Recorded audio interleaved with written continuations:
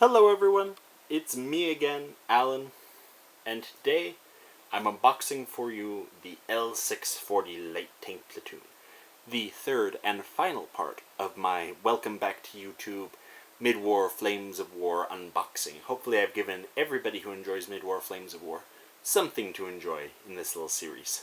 So this is what I was most excited to review, so I left it for the last because I know I'm going to ramble a little in this video. Because I really like the Italians in mid-war. I feel like Italy is really underrepresented in media when it comes to World War II. And, you know, it's just, I like things that are underrepresented, what can I say? So, as you can see, in this box it contains 5 L640 light tanks, 1 plastic tank commander sprue, 1 8 million bayonet... Wait, tank plastic? Awesome.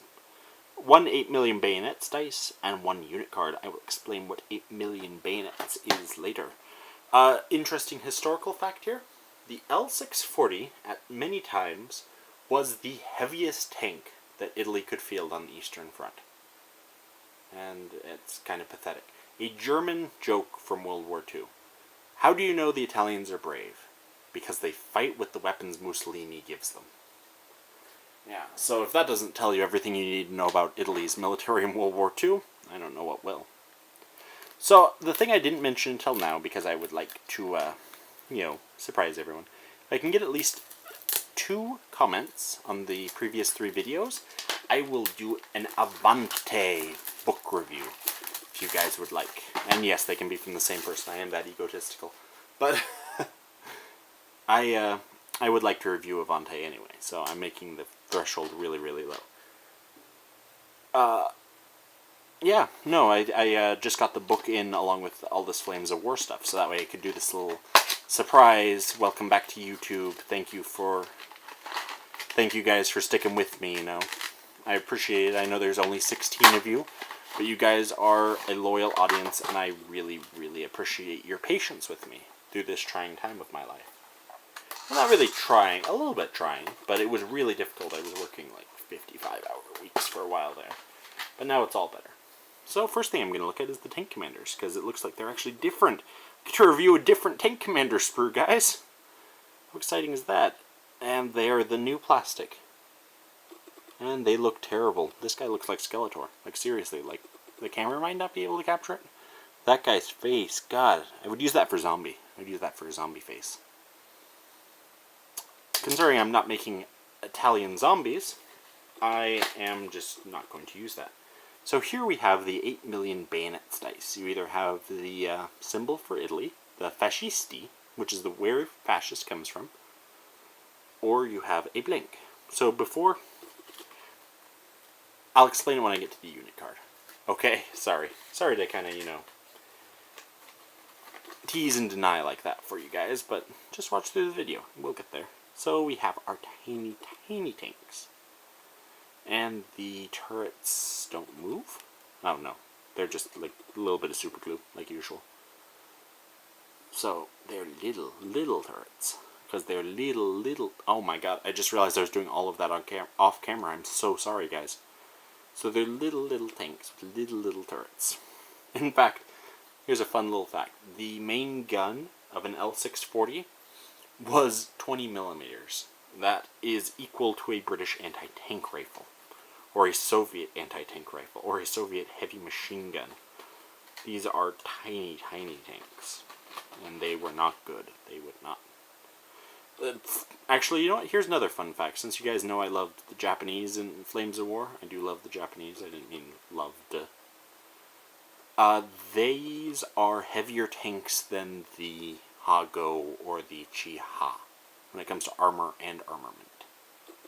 So they're nicely keyed, these tracks. So this is a nice kit. These metal parts are really well casted, even by Battlefront standards. They fit in there just perfectly. First try, I didn't have to do anything to them. I'm going to see how the turret looks. It's got this little gun in. Not bad, I do say.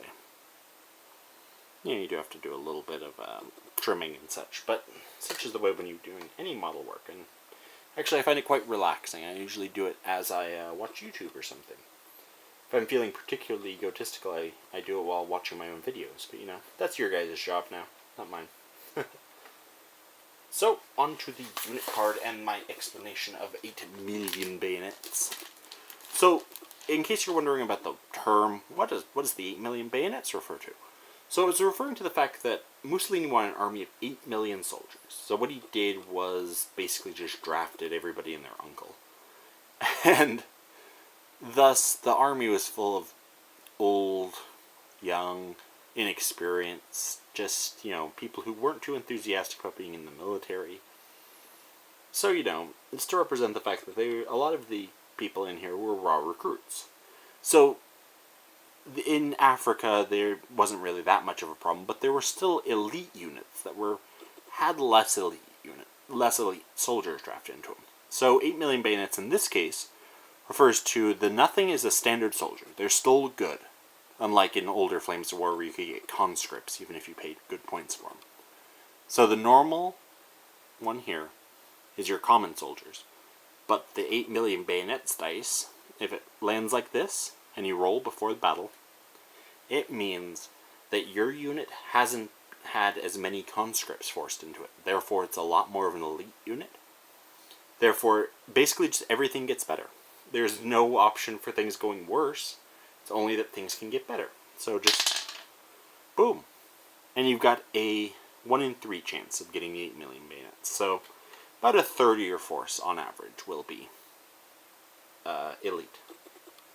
So it's got Scout and Spearhead. It is a Spearhead unit, and you pay 1 point per tank. So that's my kind of numbers right there. And basically you have anti-tank rifle as your main gun, except with a lower rate of fire. And you're pretty quick. You're pretty damn quick. You got front armor 3, which is better than Japanese tanks, but not even comparable to most Anglo-American or German tanks. I mean, even the Stuart has front armor 3. And then side and rear are both 1. Yeah, it's really not good. You don't want these guys in the thick of combat. But you are hit on a 4. So that is at least one nice bonus. And again, they're Scout unit. However, there is a card where you can just bring a whole unit of these guys. So that's probably what I'm going to do.